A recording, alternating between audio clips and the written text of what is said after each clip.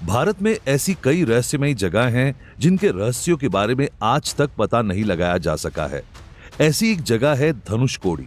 आपको जानकर हैरानी होगी कि यह भारत की वो जगह है जहां से समुद्र से कोसों दूर स्थित श्रीलंका भी दिखाई देता है। धनुषकोडी के बारे में जो सबसे अनोखी बात है वो ये है कि ये जगह भूतहा है, यानी कि हॉन्टेड मानी जाती है। धनुषकोडी में हर रोज हजारों की संख्या में टूरिस्ट घूमने के लिए आते हैं, लेकिन शाम होते ही लोग यहां से रामेश्वरम के लिए निकल जाते हैं, क्योंकि अंधेरा गहराने के साथ साथ यहां भूतों का खौफ भी बढ़ जाता है। जी हां, माना जाता है कि ये जगह शाम होते ही भूतों के साए से भरने लगती है, इसलिए यहां अंधेरा होने के बाद गलती से भी कोई नहीं रुकता है। शाम होते ही लोग यहां से रामेश्वरम के लिए निकल जाते हैं। इसके अलावा यहां ठहरने के लिए कोई होटल भी नहीं है और ना हॉस्पिटल, रेलवे स्टेशन जैसी बेसिक फैसिलिटीज भी अवेलेबल नहीं है। मगर क्या शुरू से धनुषकोडी ऐसा ही था? बिल्कुल नहीं।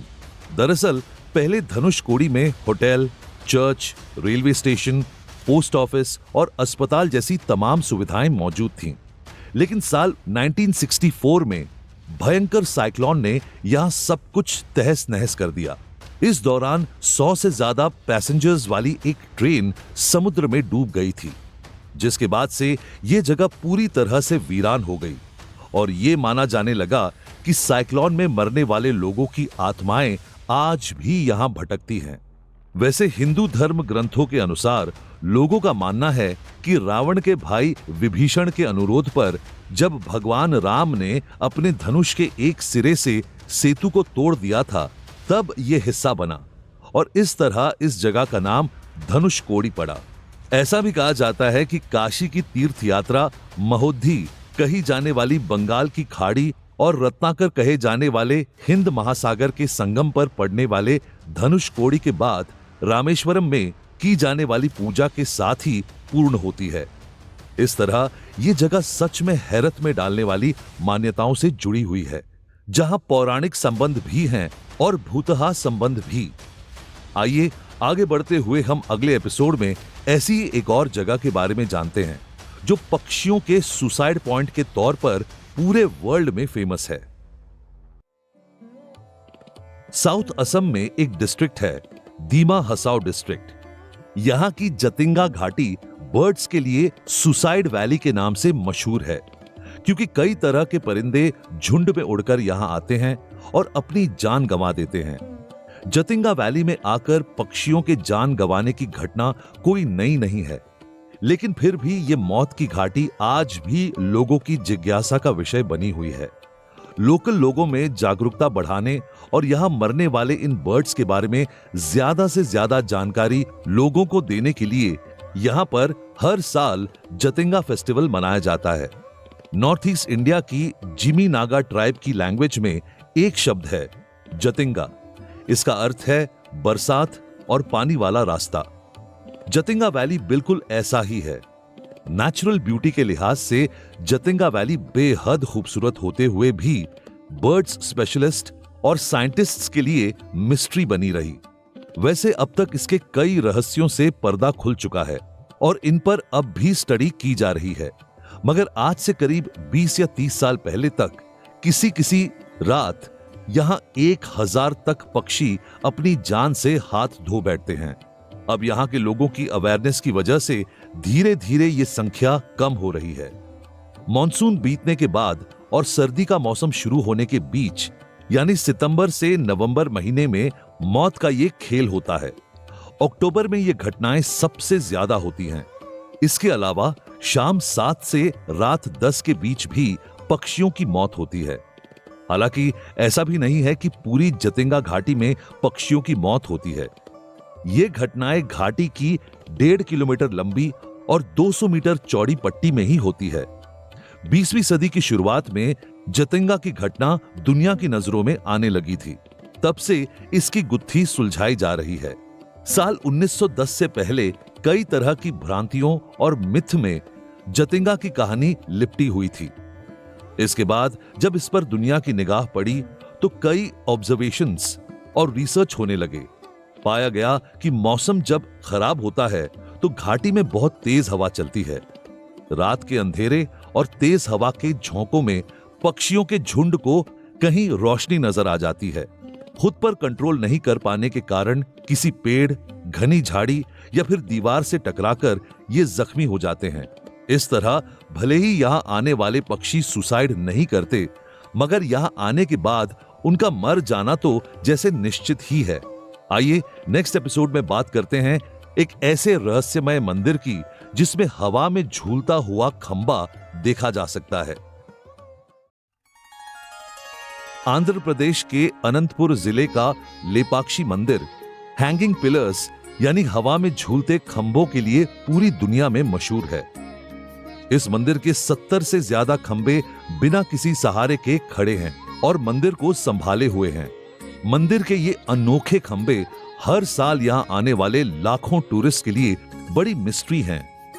मंदिर में आने वाले भक्तों का मानना है कि इन खंभों के नीचे से अपना कपड़ा निकालने से सुख समृद्धि मिलती है। हालांकि कुछ लोगों का कहना है कि मंदिर के बीचों बीच एक नृत्य मंडप है।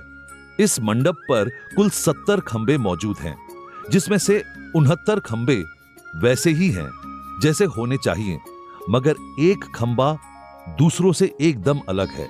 वो इसलिए क्योंकि ये खंभा हवा में है, यानी इमारत की छत से जुड़ा है, लेकिन जमीन के कुछ सेंटीमीटर पहले ही खत्म हो गया।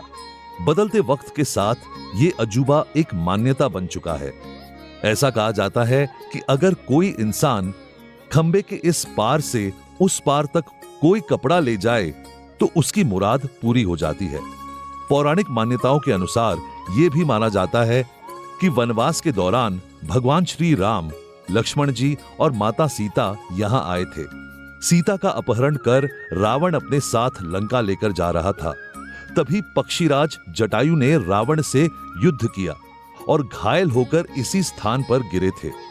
बाद में जब श्री राम माता सीता की तलाश में यहां पहुंचे तो उन्होंने लेपाक्षी कहते हुए जटायु को अपने गले लगा लिया। लेपाक्षी एक तेलुगु शब्द है जिसका मतलब है उठो पक्षी। ऐसा भी माना जाता है कि इस मंदिर को ऋषि अगस्त ने बनाया था, लेकिन इतिहासकारों की मानो तो इस मंदिर को सन 1583 में विजयनगर के राजा के लिए काम करने वाले दो भाइयों वीरुपन्ना और वीरन्ना ने बनाया था। सच जो भी हो, लेकिन मंदिर का रहस्य आज भी बरकरार है। जब अंग्रेजों ने इस मंदिर के रहस्य को जानने के लिए इसे शिफ्ट करने की कोशिश की, तब वे भी नाकाम ही रहे थे। इतना ही नहीं, एक इंजीनियर ने इसके रहस्य को जानने के लिए मंदिर को तोड़ने की भी कोशिश की, तो पाया कि मंदिर में सिर्फ एक नहीं बल्कि सभी पिलर हवा में झूलते हैं। यह मंदिर भगवान शिव, विष्णु और वीरभद्र के लिए बनाया गया है। यहां तीनों भगवानों के अलग अलग मंदिर भी मौजूद हैं। यहां बड़ी नागलिंग प्रतिमा मंदिर परिसर में लगी है, जो कि एक ही पत्थर से बनी है। यह पूरे भारत की सबसे बड़ी नागलिंग प्रतिमा मानी जाती है। काले ग्रेनाइट पत्थर से बनी इस मूर्ति में एक शिवलिंग के ऊपर 7 फन वाला नाग बैठा है। कहते हैं कि मंदिर में राम पदम यानी भगवान श्री राम के पांव के निशान भी स्थित हैं, जबकि कई लोगों का मानना है कि ये माता सीता के पैरों के निशान हैं। दूसरी ओर इन पैरों के निशान के बारे में यह कहा जाता है कि ये हनुमान जी के पैरों के निशान हैं। वैसे ऐसा माना जाता है कि जटायु के घायल होने के बाद माता सीता ने जमीन पर आकर खुद अपने पैरों का ये निशान छोड़ा था और जटायु को भरोसा दिलाया था कि जब तक भगवान राम यहां नहीं आते, यहां मौजूद पानी जटायु को जिंदगी देता रहेगा। ऐसा भी माना जाता है कि ये वही स्थान है जहां जटायु ने श्री राम को रावण का पता बताया था। यहां मौजूद एक अद्भुत शिवलिंग है रामलिंगेश्वर, जिसे जटायु के अंतिम संस्कार के बाद भगवान राम ने खुद स्थापित किया था।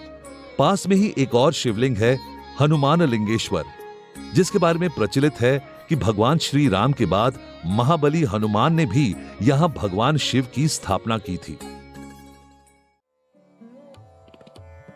मां भगवती के 51 शक्ति पीठों में से एक ज्वालामुखी मंदिर काफी प्रसिद्ध है। इस मंदिर को मां जोता वाली मंदिर के नाम से भी जाना जाता है। पौराणिक मान्यताओं के अनुसार इस स्थान पर माता सती की जीभ गिरी थी। यहाँ माता ज्वाला के रूप में विराजमान है और भगवान शिव यहाँ भैरव के रूप में निवास करते हैं। इस मंदिर का रहस्य यह है कि यहाँ कोई मूर्ति नहीं है, बल्कि सिर्फ पृथ्वी के गर्भ से निकल रही 9 ज्वालाओं की पूजा की जाती है। कहते हैं कि इन ज्वालाओं का पता लगाने के लिए वैज्ञानिक कई सालों से रिसर्च कर रहे हैं। 9 किलोमीटर की खुदाई करने के बाद भी वैज्ञानिकों को आज तक वो जगह नहीं मिल सकी जहां प्राकृतिक गैस निकल रही हो। धरती से 9 ज्वालाएं निकल रही हैं, जिसके ऊपर मंदिर बनाया गया है। इन 9 ज्वालाओं को चंडी, हिंगलाज, अन्नपूर्णा, महालक्ष्मी, विध्वांसिनी, सरस्वती, अंबिका, अंजी देवी और महाकाली के नाम से जाना जाता है। बिना तेल बाती के सदियों से जल रही ज्वाला मंदिर की जोत के पीछे एक पौराणिक कथा है, जिसके अनुसार बाबा गोरखनाथ ज्वाला मां के बड़े भक्त थे। कहा जाता है कि वे हमेशा ही मां की भक्ति में लीन रहते थे। एक दिन जब गोरखनाथ को भूख लगी तो उन्होंने मां से कहा कि वो भिक्षा मांग कर आते हैं, तब तक मां पानी गर्म करके रखें। ऐसा कहकर वे भिक्षा मांगने चले गए। इसके बाद मां ने ज्वाला जला ली और पानी गर्म कर लिया था, लेकिन गोरखनाथ कभी लौटकर ही नहीं आए। माना जाता है कि ज्वाला देवी मंदिर के पास बने एक कुंड से भाप निकलती रहती है। ये भाप उसी पानी की है जो मां ने बाबा गोरखनाथ के लिए गर्म किया था, और ये ज्वाला भी वही है जो मां ने उस वक्त जलाई थी जब गोरखनाथ ने कहा था। तब से इस कुंड को गोरखनाथ की डिब्बी कहा जाने लगा। कहा जाता है कि यह ज्वाला तब तक जलती रहेगी जब तक गोरखनाथ लौटकर नहीं आते हैं। खैर, लोगों की अपनी अपनी मान्यताएं हैं। कहानी जो भी हो, मगर बिना किसी साधन के इस तरह ज्वालाओं का जलना अपने आप में एक बड़ा रहस्य है। आइए अब बात करते हैं ऐसी ही एक और मंदिर की, जहां इंसानों के साथ साथ चूहों की भी काफी भीड़ देखने को मिलती है। मान्यता है कि इस मंदिर में कई सारे रहस्य छुपे हैं, जिन्हें आज तक कोई नहीं जान पाया है। यह मंदिर राजस्थान के बीकानेर शहर से करीब 30 किलोमीटर की दूरी पर स्थित है। आपको जानकर हैरानी होगी कि इस मंदिर में करीब 25,000 से भी ज्यादा चूहे मौजूद हैं। आखिर इस मंदिर में इतने सारे चूहे क्यों हैं? ये आज तक एक पहेली बनी हुई है। मंदिर में चूहों की इतनी बड़ी तादाद क्यों है? इस रहस्य से विज्ञान भी अब तक पर्दा नहीं उठा पाया है। इतना ही नहीं, माता करणी के इस मंदिर में कई सारे चूहों को विभिन्न तरह के पकवानों का भोग लगवाया जाता है। बाद में चूहों द्वारा लगाए गए भोग के झूठे प्रसाद को भक्तजनों के बीच वितरित किया जाता है। मान्यता है कि माता के मंदिर में जो भी आता है उसकी सभी मनोकामनाएं पूर्ण हो जाती हैं। इस मंदिर का निर्माण बीकानेर रियासत के महाराजा गंगा सिंह ने करवाया था। कहा जाता है कि माता करणी मां दुर्गा की साक्षात अवतार हैं। अगर इतिहास पर गौर करें तो 1387 ईस्वी में माता करणी का जन्म रिघुबाई के नाम से एक शाही परिवार में हुआ था। विवाह के बाद उनका सांसारिक मोह माया से लगाव टूट गया और वे एक तपस्वी का जीवन जीने लगी। करणी माता के मंदिर में करीब 25,000 से भी अधिक चूहे मौजूद हैं। कहा जाता है कि ये चूहे माता करणी के वंशज हैं। शाम को मंदिर में जब माता की संध्या आरती होती है, उस दौरान सभी चूहे अपने बिलों से बाहर आ जाते हैं। भारी मात्रा में यहाँ पर चूहों के होने की वजह से इस मंदिर को मूषक मंदिर भी कहा जाता है। गौर करने वाली बात यह है कि 25,000 से भी ज्यादा चूहे होने के बाद भी इस मंदिर में किसी भी तरह की बदबू नहीं आती है और ना ही आज तक इस मंदिर में चूहों से कोई बीमारी फैली है। इस तरह के भारत के अजीबोगरीब मंदिरों और टूरिस्ट प्लेसेस की लिस्ट कुछ लंबी है। आज यहाँ हमने ऐसी 5 जगहों के बारे में जाना है जो अपनी पौराणिक मान्यताओं और अजीबोगरीब किस्सों को लेकर सबको हैरत में डाल देती हैं। सबसे बड़ी बात है कि उनके रहस्यों का कोई प्रामाणिक खुलासा अब तक नहीं हो पाया है। अगर आपको हमारी ये बाइट पसंद आई तो कमेंट करके हमें जरूर बताइएगा। फिर ऐसी ही एक और बाइट में हम कुछ और मिस्टीरियस प्लेसेस की जानकारी आपके लिए लेकर आएंगे।